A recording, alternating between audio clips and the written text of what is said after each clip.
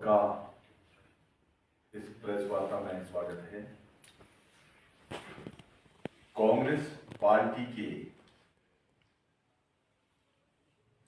मंत्री महोदय पिछले कल सोलन में प्रेस वार्ता कर रहे थे। उन्होंने बहुत सारी झूठी बातें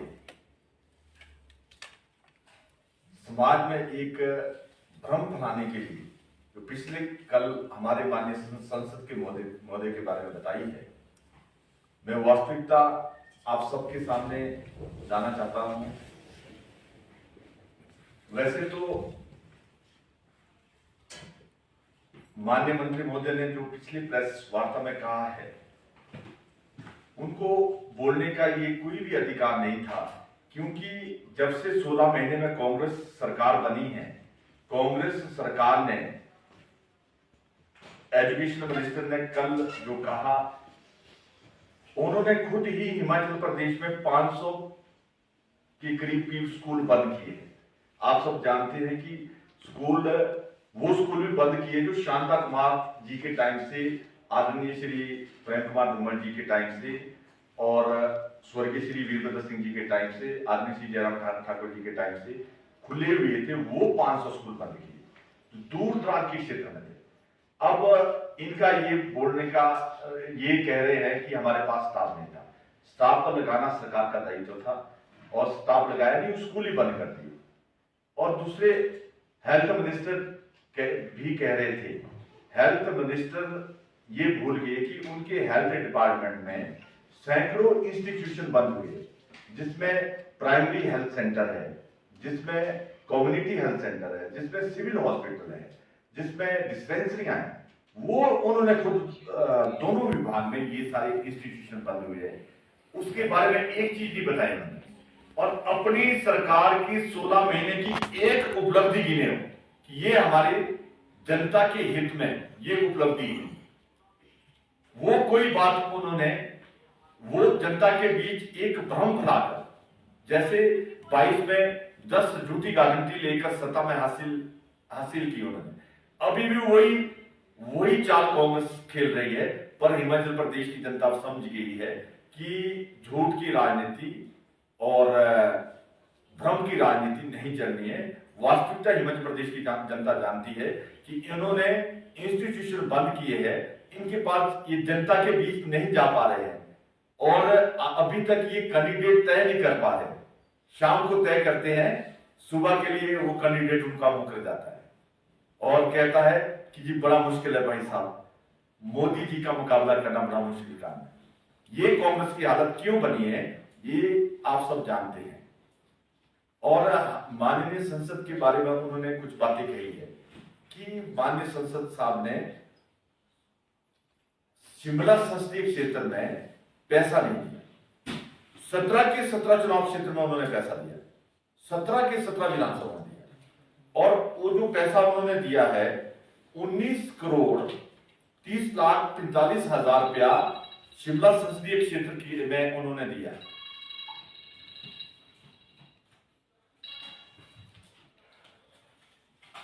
शिमला संसदीय में उन्होंने दिया है। मंडी की सांसद भी है, मंडी की सांसद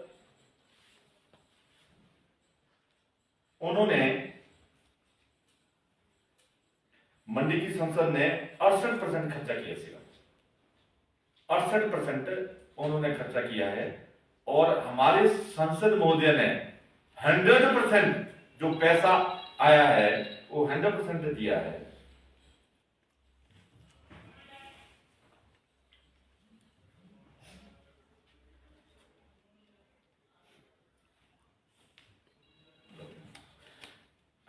हमारे संसद महोदय ने खर्च किया है। और आपदा के दौरान मंत्री महोदय ने कहा कि आपदा के दौरान उन्होंने कोई पैसा नहीं दिया।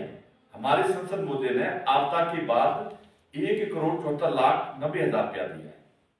और बहुत सारी भ्रम वाली बातें उन्होंने कही है कि एमपी साहब ने आपदा के समय वो क्षेत्र में नहीं, ऐसा चुनाव क्षेत्र बताया वो 17 के 17 विधानसभा क्षेत्र में गए हो, एक बारी नहीं, दो बारी, तीन बारी गए हो। और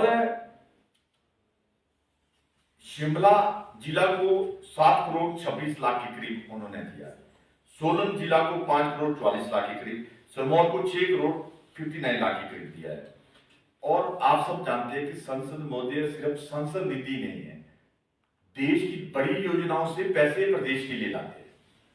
बड़ी योजनाएं जो देश के अंदर आती है, कौन से संसद कितनी मेहनत करके वो लाते हैं, वो संसद पर डिपेंड होता है। हमारे माननीय संसद ने, आप सब जानते हैं कि प्रधानमंत्री ग्रामीण सड़क योजना में भी बहुत पैसे लाए हैं। और धौलाकुआं में IIM जो सिरमौर में है, उसके लिए 309 करोड़ के करीब उन्होंने पैसा लाया है। और मेडिकल कॉलेज, ये सेंटर का पैसा, स्टेट का पैसा नहीं, मेडिकल कॉलेज नाहन भवन की स्वीकृति भी 370 करोड़ के करीब हुई है।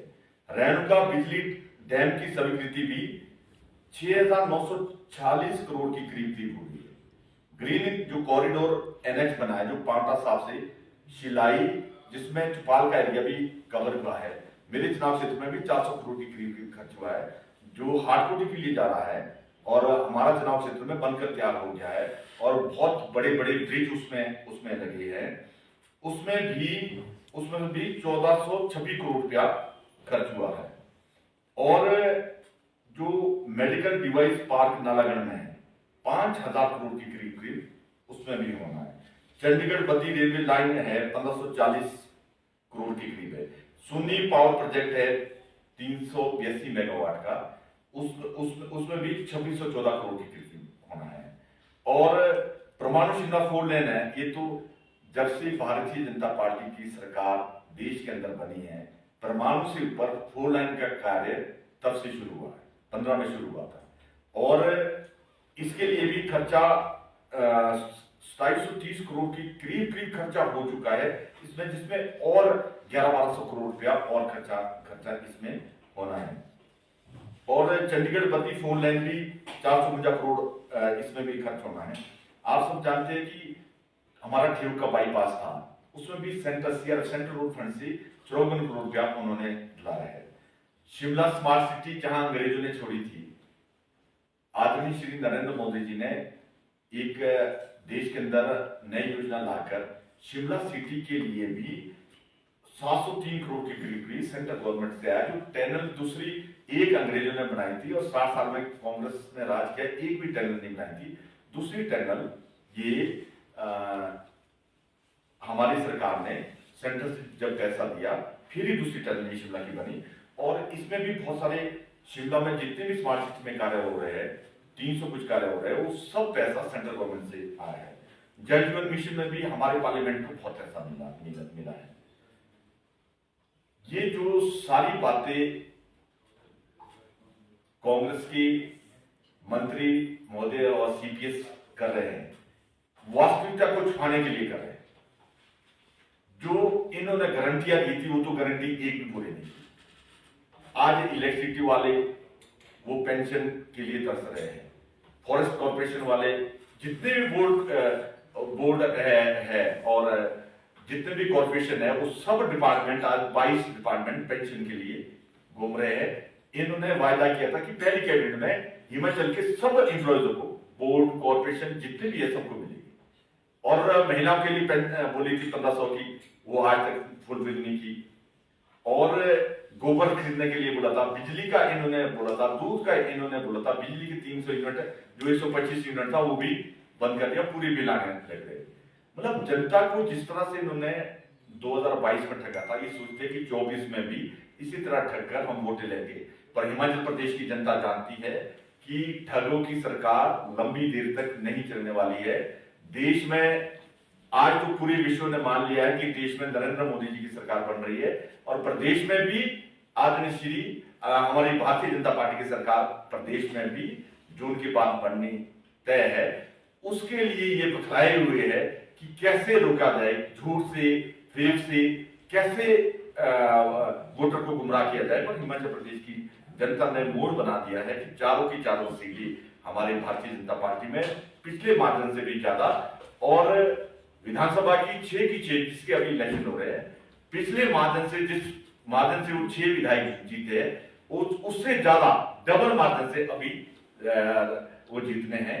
ये हिमाचल प्रदेश की जनता ने मोड़ पूरी तरह बना दिया है। सर, कांग्रेस का कहना है भाजपा मुद्दों से भटकाने का प्रयास कर रही है। क्या आरोप उनका उनकी तरफ से लगातार है?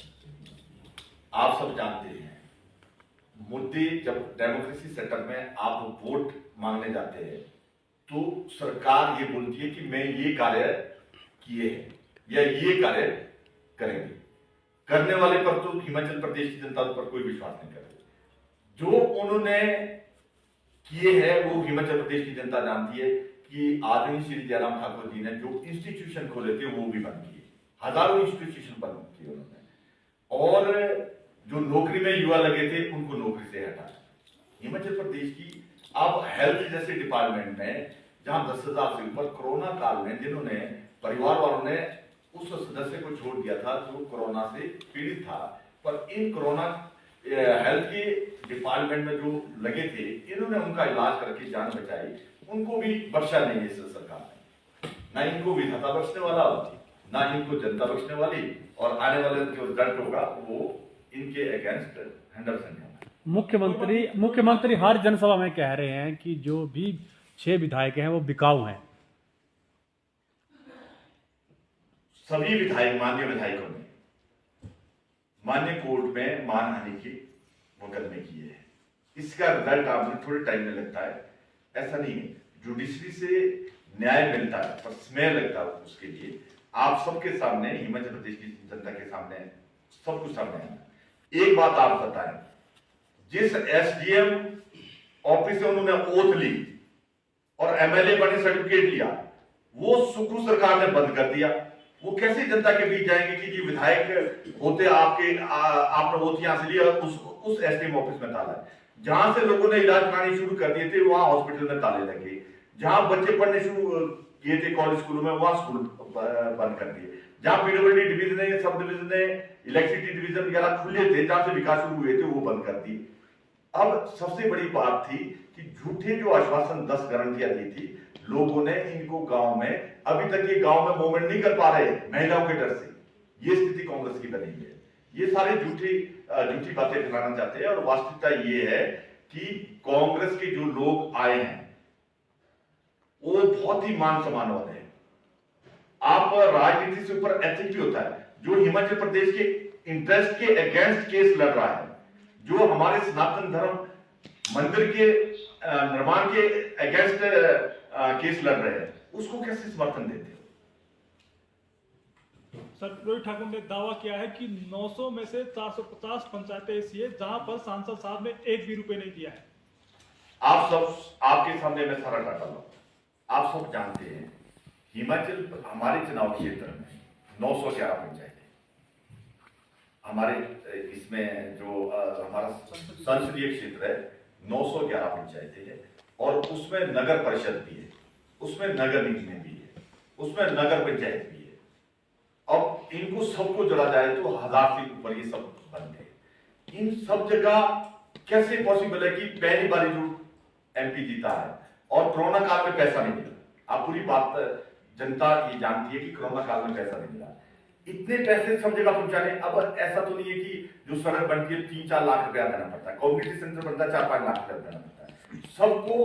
अगर रानी प्रतिभा सिंह जी ने सब जगह पूरी पंचायत में दिया होगा ना, मैं दावे से बोलता हूं, उन्होंने तो 20% भी नहीं दिया। ये पॉसिबल ही नहीं है, किसी के लिए पॉसिबल नहीं है। मतलब एमपी फंड का, एमपी का मतलब ये नहीं कि एमपी इसलिए बनाया कि एमपी फंड से वो इलेक्शन जीतेगा। एमपी इसलिए है देश के कानून बनाने के लिए उनका योगदान होता है, देश की बड़ी योजनाएं अपने क्षेत्र में लाने के लिए उनका योगदान होता है। वो उनका, मैं समझता हूं कि जितना आदरणीय श्री सुरेश कश्यप जी ने मेहनत की है, एक फौजी आदमी है, एक बीडीसी मेंबर से लेकर उन्होंने इलेक्शन लड़े हैं, एमएलए हो रहे हैं, वो सब बरीकी से हर चीज समझते हैं, जानते हैं और सबकी दर्द को समझते हैं। और फौजी आदमी मेहनती होता है, आप सब जानते हैं। जिस मेहनत, लगन और ईमानदारी से उन्होंने इस पार्लियामेंट की सेवा की है, बहुत दिल्ली से हजारों करोड़ के प्रोजेक्ट लाए, हिमाचल, ये इस संसदीय क्षेत्र की जनता जानती है।